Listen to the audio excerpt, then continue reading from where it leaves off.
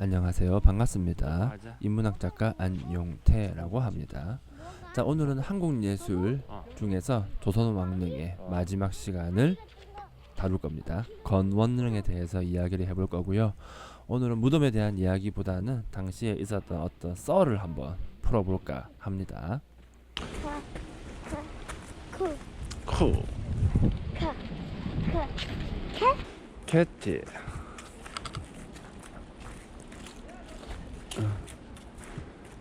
조선이라는 나라는 기본적으로 고려 왕실에 대한 역성혁명으로 만들어진 나라이죠. 응. 그러다 보니까 초창기에 보면은 되게 좀 재밌는 이야기가 많아요. 그러니까 아무래도 좀 왕권이 좀 불안정하다 보니 그것을 강화시키는 과정 속에서 일어나는 일들이다, 그렇게 볼 수 있을 것이고, 이 무덤과 관련해서도 되게 재밌는 이야기가 많죠. 자, 일단은 조선 왕릉 중에서 제일 처음 만들어진 거 누구일까요? 그거? 보통은 뭐 태조 이성계 아니냐라고 할 수 있겠지만 그럴 수가 없죠. 왕이 아직 살아있는데 어떻게 무덤을 만듭니까? 그래서 최초로 만든 거는요, 태조의 계비인 신덕왕후, 이 사람의 무덤이 제일 처음 만들어집니다. 그 무덤이 어디냐면 정릉이에요. 건축학개론 영화에도 나오죠. 자, 그런데 이 무덤 같은 경우에는 이게 좀 사연이 있습니다. 이게 좀 그 정릉에 가보신 분은 아실 텐데 이게 조선 왕릉의 기본적인 형태를 갖추고 있지가 않아요. 왜 그러냐면 이게 사연이 있어요. 자, 이 신덕 왕후가 죽고 나니까 태조가, 그러니까 이성계가 영국 대사관 근처에다가 무덤을 만들었어요. 처음에는. 그리고 나중에 자기도 옆에 묻히려고 이제 가름까지 만들었었죠. 그런데 나중에 훗날 태종이, 그러니까 이방원이 즉위하면서 이 정릉을 갖다가 방치하기 시작합니다. 일단은 먼저 이동을 해요. 도성 안에 무덤이 있는 건 말이 안 된다라고 막 이동을 하게 되고, 또 중간에 그 청계천에 있는 광통교라는 다리가 홍수에 무너지는 사건이 한번 발생합니다. 그러니까 어떻게 하는 줄 알아요? 이 무덤을 갖다가 뺑불러 치고 졌던 병풍석이랑 난간석을 다 떼어버려요. 그래가지고 그 다리 복구하는데 사용하고, 그 다음 그 무덤에 있었던 뭐 나무나 이런 것들도 다 가져와가지고 다른데, 다른 건물 짓는데 쓰고 이래버렸죠. 그러니까 완전히 다 망가져버린 거야. 일부러 그렇게 한 거겠죠. 개몰아서 그랬나봐. 자, 그랬는데 나중에 이제 현종 10년 때 이걸 다시 좀 복구를 합니다. 그러니까 지금 가보면 이거는 뭐 복구를 하기는 했지만 사실상 뭐 왕릉의 형태라고 볼 수는 없는, 그 상중하게 그것도 완전히 없는 그러한 형태가 됩니다. 사진을 보시면 잘 알 수 있고요. 특이점이 있다라고 한다면 장명등이 사각형 모양입니다. 이게 왜 그러냐면 이 장명등이라고 하는 거는 원래 기본적으로 그 절에 있는 그 석등을 갖다가 가져온 거거든요. 그러니까 절에 있는 석등은 옛날에는 이제 사각형으로 만들어진 경우가 많았고, 이성계가 좀 불교에 관심이 많다 보니까 초반에는 이게 사각등으로 만들어지게 되죠. 후릉도 아마 사각등으로 만들어졌을걸요. 후릉은 거기 그 어디냐, 저 정종의 무덤인데 저기 저 북한에 있죠. 그래서 볼 수가 없습니다. 자, 그러면은 이거 말고 그 다음 무덤 또 뭐가 있느냐. 자, 태조의 원비죠. 신의왕후의 무덤도 있습니다. 요거는 재릉이라고 하는데 이것도 북한에 있습니다. 그래서 재릉하고 후릉은 그 유네스코 세계문화유산에서 빠집니다. 북한에 있어가지고. 자, 아무튼 신의왕후 같은 경우에는 조선이 건국되기 전에 사망합니다. 그 1년 전에 죽었을걸요. 그 공양량 3년인가 그때 아마 죽었을 거예요. 공양왕이요. 자, 그래가지고 처음에는 이제 묘로 만들어지게 되는데 이제 왕이 되고 나서 그걸 이제 왕릉으로 이제 추대를 했겠죠. 처음에는 그냥 대충 만들었는데 이 신의 왕후의 아들이 정종이고 또 나중에 태종이 된단 말이야. 그러니까 냅둘 리가 없잖아요. 정종은 신의 왕후라고 이제 이름을 시호를 올리고요. 태종은요, 승인 순성 신의 왕태후라고 이제 이름을 붙이게 됩니다. 그런 다음에 릉을 갖다가 전반적으로 좀 새로 좀 깔끔하게 잘 만들게 되죠. 근데 방식은요, 그 공민왕의 무덤을 그대로 그냥 본따되 뭐 사초지 이런 걸 갖다가 막 계단 만들고 그러진 않고 좀 구름을 그대로 활용하는 그러한 형태로 만들었다, 이렇게 이해하시면 되는데 볼 수가 없죠. 북한에 있으니까요.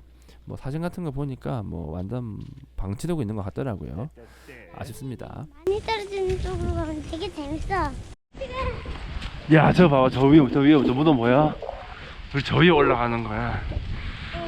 아, 여기 다리였구나. 아, 그건 가짜였어. 이게 진짜야. 이게 여기에 물이 지나다니는. 지나다니네.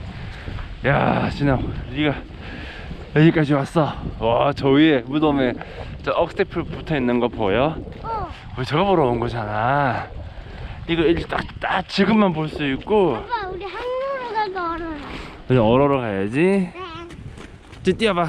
앞으로 가봐.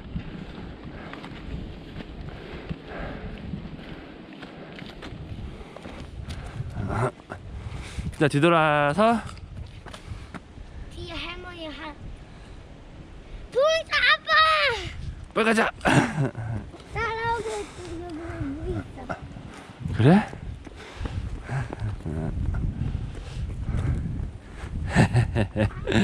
아이고.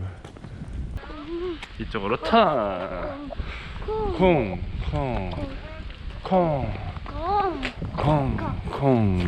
아, 근데 이 계단 뭐야? 글쎄, 그냥 만들어 놓은 건가 봐. 아빠는 일로 가야지. 넌 절로 가. 왜? 그냥. 넌 사람이니까. 절로 가라. 자, 지금부터 집중합니다.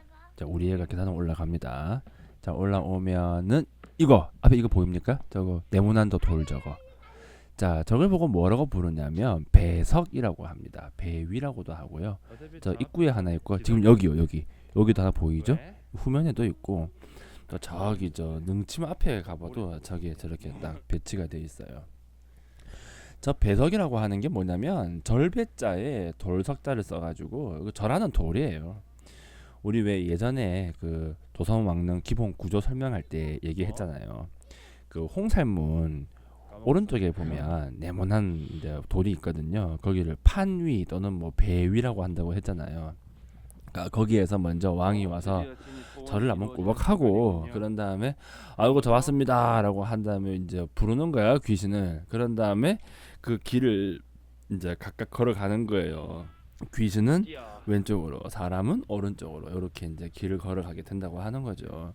그런데 저 배위가 원래는 홍살문 옆에만 있어야 되는데 이 건원능하고 그다음에 태종의 무덤이죠. 헌능하고 아마 후릉에도 있을 거예요. 그 정정의 무덤에도 아마 있을 텐데 거기에는 무덤 앞에도 저 배위가 있고 저 정자각 양쪽에도 배위가 있어요.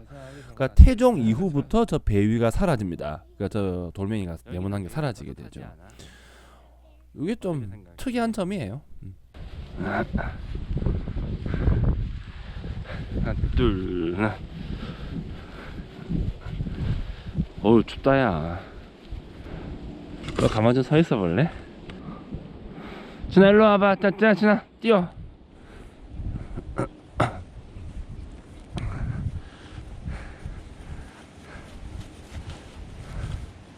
가만 붙여놔. 한번 볼까? 팔 보여줘. 오, 손잡고. 건원능은요. 아까도 말했다시피 태조 이성계의 단능입니다. 혼자 묻혀 있고요. 원래는 거의 같이 정능에 같이 묻히기 원했지만 태종이 그렇게 해주지 않았죠. 자, 아무튼 이 무덤만 건원능 이름을 세 글자 씁니다. 그리고 건은 이제 세운다는 뜻이 되겠죠. 그 이후부터는 두 글자만 써요. 그러니까 조선을 건국한 왕이라고 하는 상징성을 좀 가지고 있죠. 1398년에 왕자의 난이 일어나게 되고 그래서 제위 6년에 이성계가 그 둘째 아들 방과한테 양위하게 되죠. 그 왕이 정종이고요. 그리고 그때 이 사람이 그 양주에 회암사라고 하는 절을 하나 만듭니다. 그리고 소요산에다가 궁을 하나 짓게 되죠. 자, 그 회암사 같은 경우는 지금 거기 가보면 절터가 있어요. 다음에 가서 한번 더 찍어 와 볼게요.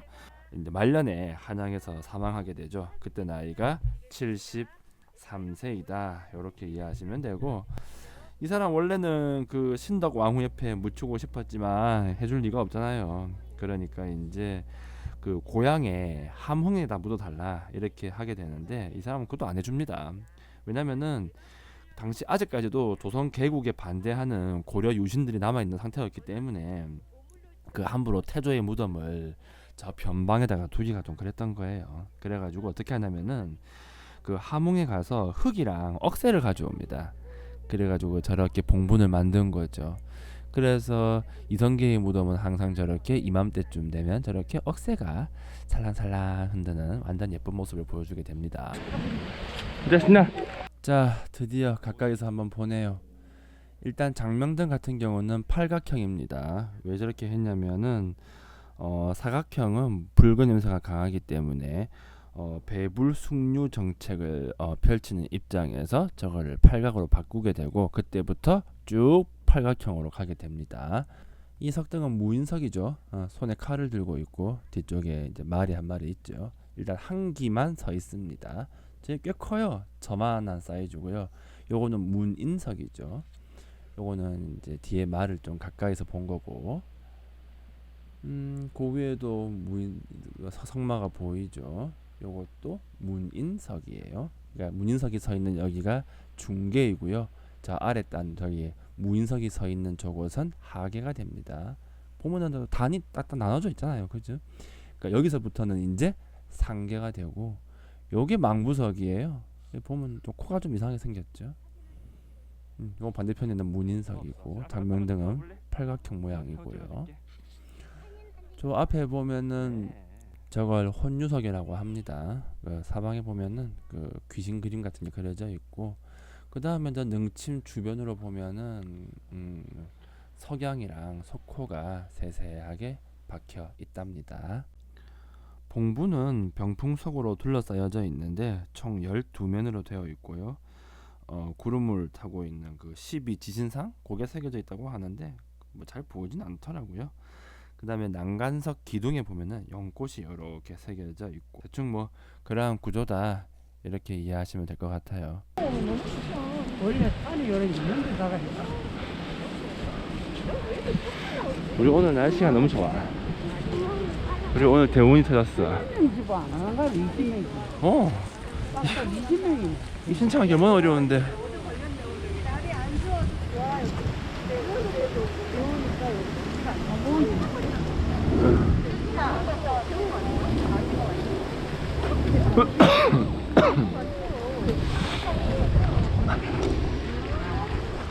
진이 너는 저거 보고 싶다고 해놓고서 와서 보지도 않고 뭐 하는 거니? 내려와 빨리. 손나.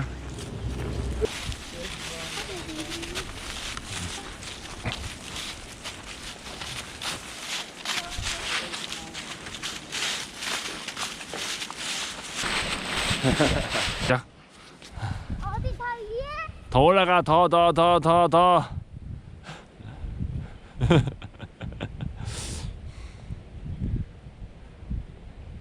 자, 돌아와. 거기 맞아, 거기 찍고.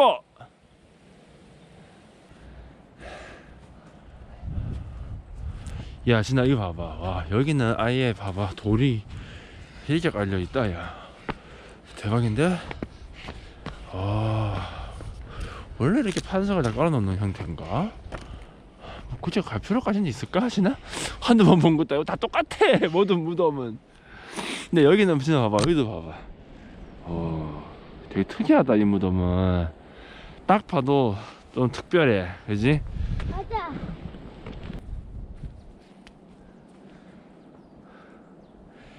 여긴 정말 우리가 이때까지 가본 곳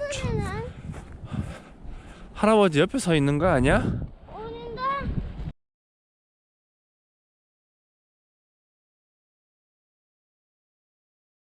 이네요. 자, 여기는 어디냐면 숭릉에 있는 연지입니다. 그 건원릉이라고 하는 곳이 있는 곳을 보고 동구릉이라고 부르게 되는데 거기에 9개의 무덤이 있어요. 그 중에 하나가 숭릉인데 이 숭릉 앞에는 연지가 있어요. 방금 전에 들렀던 해릉 있잖아요. 해릉 지나서 연지가 나오고 그 다음에 안쪽에 숭릉이 있는 그러한 구조이고요. 자, 일종의 연못입니다. 이거 여기저기 되게 많은데 그 김포의 장릉에 가도 연지가 되게 되게 예뻐요. 거기. 그리고 남양주에 있는 광릉에도 가보면 연지가 있고, 그리고 태릉에도 연지가 있는 걸로 파악이 됩니다. 그게 어디냐면 그 앞에 있는 골프장 있죠. 그 아파트 짓는다고 하는 그 골프장 그 안에 연못이 하나 있는데 그게 연지가 아니냐 그렇게 파악이 되고 있죠. 그럼 이게 뭐냐는 거지. 이거 궁궐에 가도 있거든요. 연지가 여러 가지 목적이 있어요. 뭐 풍수적인 이유도 있고 실용적인 이유도 있고 뭐 보기 좋아서 만든 것도 있고 그렇죠. 풍수적인 이유를 좀 제외하고 본다면은 크게 두 가지 이유가 좀 크겠죠.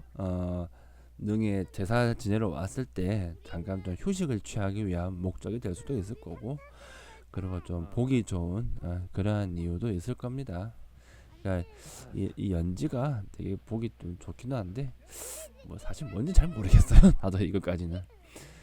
자, 아무튼 이렇게 해서 우리는 연지까지 살펴봤습니다.